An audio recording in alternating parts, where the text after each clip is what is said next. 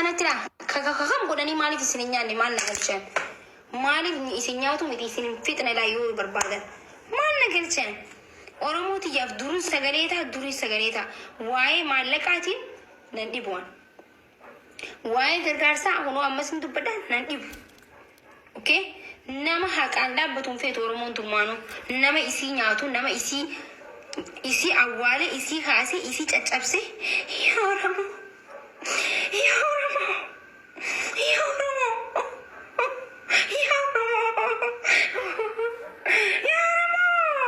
akkana feetan jechuu isin kuni akkasi isin akkana feetan nama gizee asla namni daddafee bo'u naan ta'u duraanu nama gizee yaa oromoo ana oromoo fojjadhe ana oromoo yaa oromoo tiyya innaan oromoo tiyya baxalaq hoo baankii hoo kiisii hoo maarra jettee jecha oromoo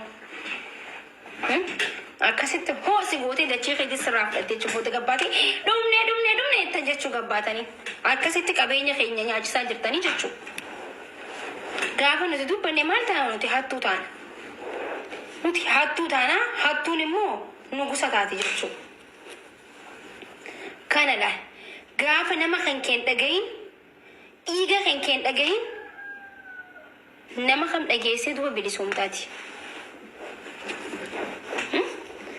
ደምህን ካልሰማ ማንን ሰምተህ ነው ታዲያ ነፃ የምትወጣው?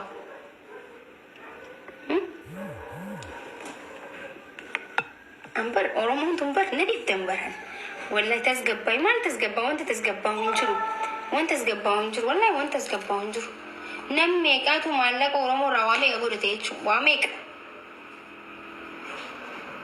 ላለቱ መጨለስ yoo dubbanne asirra nu baata mataa kana gubbaa baataniiti sallallahu ala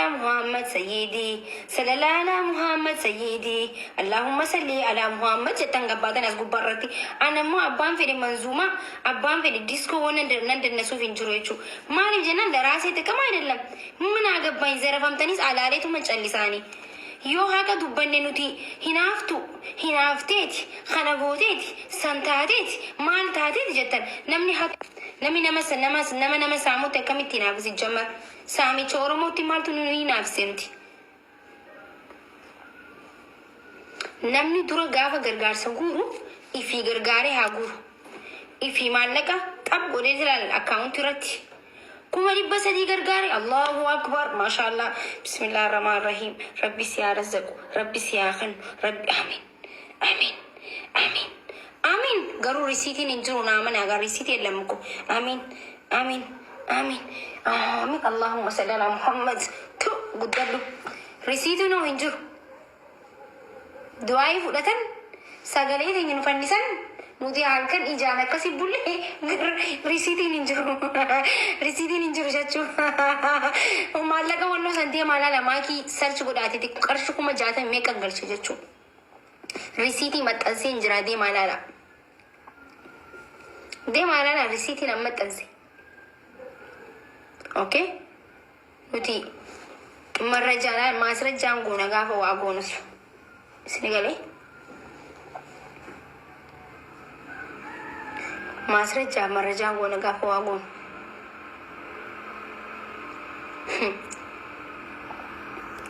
ገዴ ማል ንሴቴ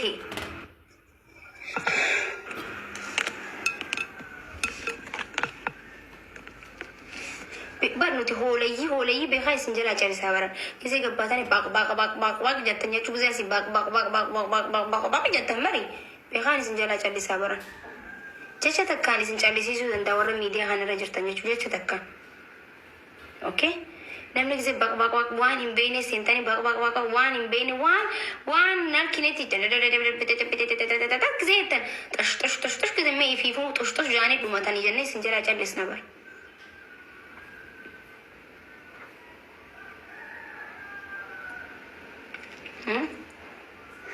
namni waa'ee gargaarsaa dura fiigee ija baasee waa'ee gargaarsaa dubbatuun duratti ummataa sagalee ta'a dura waa'ee ummataa sagalee ta'utti akka gargaarsaaf wut duf jettan sanitti ummataaf sagalee akkasitti maan taane akkasitti harka waa qabattan malee sagaleen taatan sagalee taa dimsuun sagalee ta'e Facebook irra sagalee ta'e TikTok irra sagalee ta'e miidiyaa qabdura sagalee ta'e waa'ee gargaarsaa qofa haasa'uun not fair. Oromoon baree bakka Oromoon baree naqee jira amma khalaas.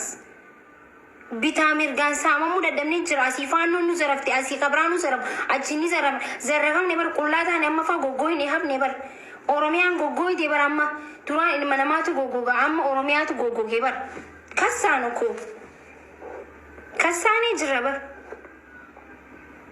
midha wallahi laazim.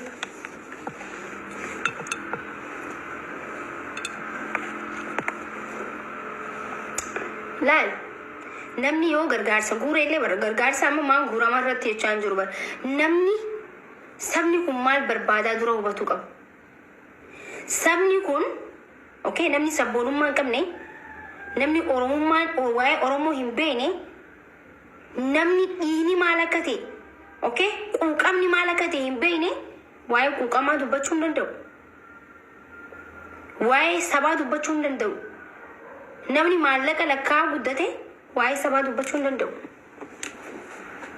Because kan dura dursu maali? Sabni kun maal barbaada? Sabni kun maal barbaada? Sabni kun maal barbaada?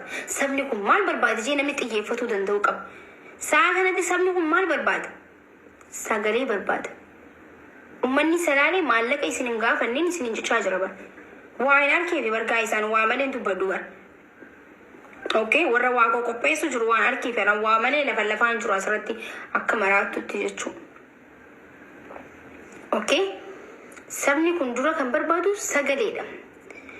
Uummanni salaalee qabeenya gahaa qabeenya isinitti sadaqaa kennachuu danda'u qaba. Qabeenya eenyuudhaaf kennuu qaba jechuudha. Irraan hafee nama biraa beelaa biraa nyaachisu qaba. Garuu amma isaa kanatti maal ta'e qabeenya isaanii biraa beelahaa jiran. Qabeenya isaanii biraa rakkataa jiran. Rakkoo nagaa dhabuudha. Namni akkamitti dhiini dura gannaqamee yoo yaaddan osoo qabeenya qabdanii qabeenya keessan gubamaa asin. Osoo qabeenya qabdanii abbaa manaa keessan isin duratti morma raakutaa rasaasaan mataa keessa waadaa ilmoo daa'ima harkatti qabattee luusistu si harkatti dhahaa.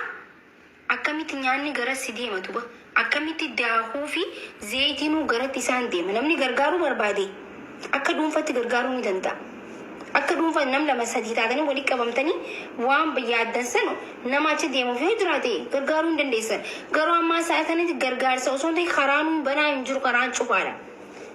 Hawaasni kun dhaqee hawaasni isaan laaluu barbaada dhaqee karaan cufaadhaan yoo barbaadan karaa deemaa asitti isinii fiduun hin danda'a jechuudha.